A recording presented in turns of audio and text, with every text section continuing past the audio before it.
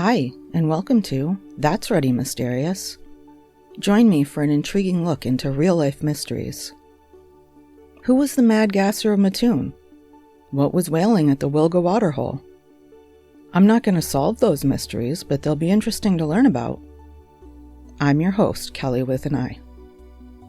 Transcripts and references for all episodes can be found at that'sreadymysterious.wordpress.com. No apostrophe and no exclamation point. Today's tale is about Kuldhara. Kuldhara is known as the ghost village of India. It was deserted some 200 years ago in the dead of night, and the people who lived there were never seen again. What happened? Kuldhara is located in the hills of Rajasthan, India.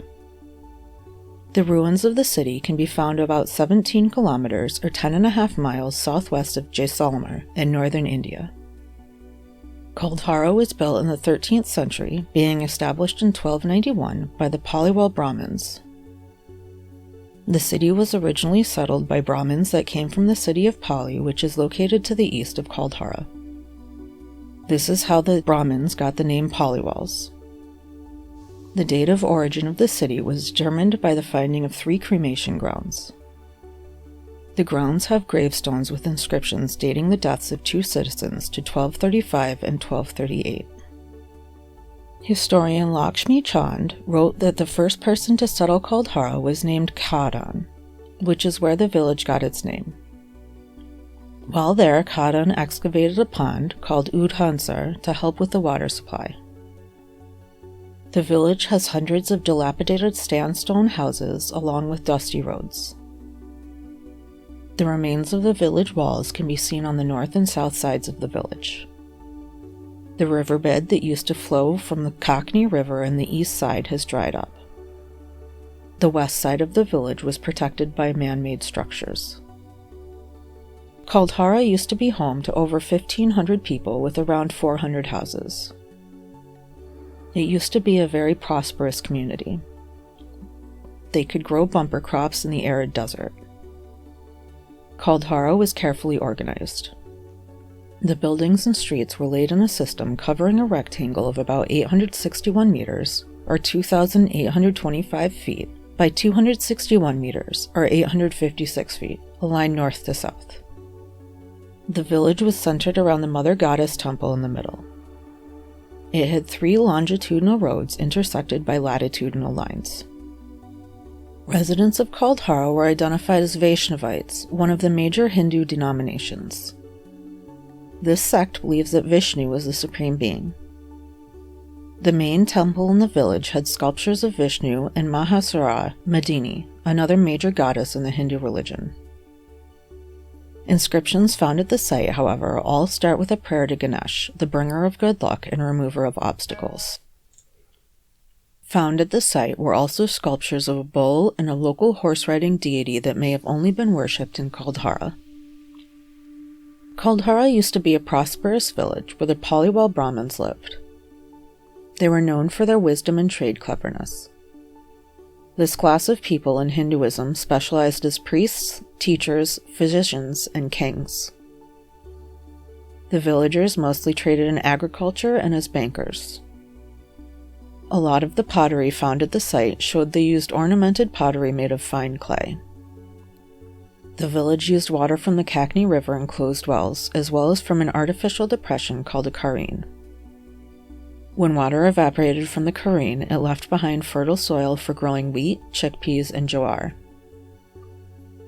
The village of Kuldhara was deserted in the year 1825, seemingly overnight.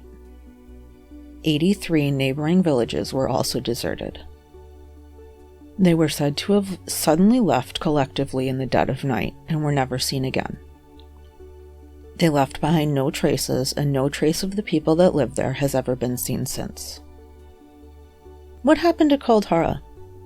Why was it abandoned so quickly? There are some theories. One of the most popular theories is that Salim Singh, Diwan of Jaisalmer, fell in love with the daughter of the chief of Kuldhara. When the villagers refused Singh's demand for marriage, he threatened to destroy the village. Instead of surrendering, the villagers and 83 nearby villages all decided to leave. Before they left, they were said to have cursed the land so that no one else could live there, and to this day it remains uninhabited. Whoever tries to settle the area has supposedly experienced paranormal activities and left soon after. Another theory related to Singh was that he raised the taxes on the village so high that the villagers could no longer afford to live there. Another theory is that the water dried up and forced the villagers to leave. This is supported by some evidence. In 1815, most of the wells had dried up. By 1850, the Great Step Well of the village and 2 other deep wells were the only ones still functioning. The site was surveyed in the 1990s, and the only water left in the village was stagnant at the bottom of the dried-up riverbed. Some believe that the village was devastated by an earthquake. The ruins today do show some evidence of earthquake damage. The untouched ruins add to the ghost stories. There are no signs of life at Kuldhara. There's no plant life nor any animal life. Some visitors say they feel an energy at Kuldhara. Others say they hear whispers. Some say they see mysterious shadows. Others hear scary sounds at night. Spirits are believed to still roam the streets and houses of the village. Skeptics say the ambiance of the area and the history of the village may play tricks on the mind. While the story of the village said it was abandoned overnight, historical records show it was likely deserted gradually.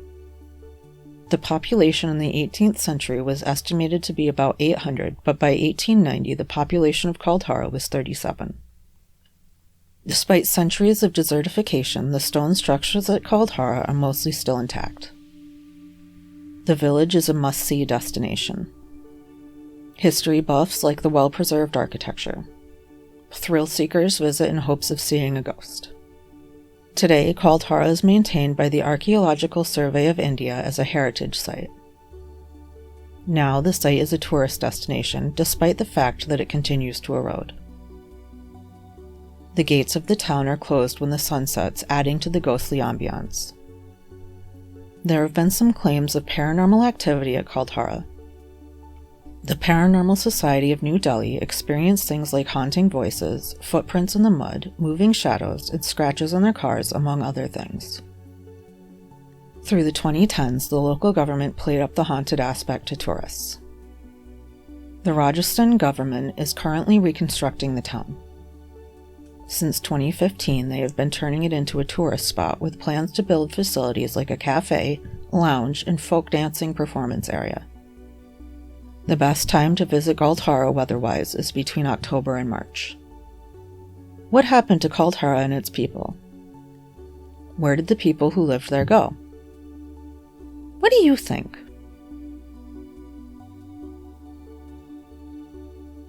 Leave a comment and let me know what you think. Thanks for listening to today's episode of That's Ready Mysterious. Join me next week for another captivating mystery.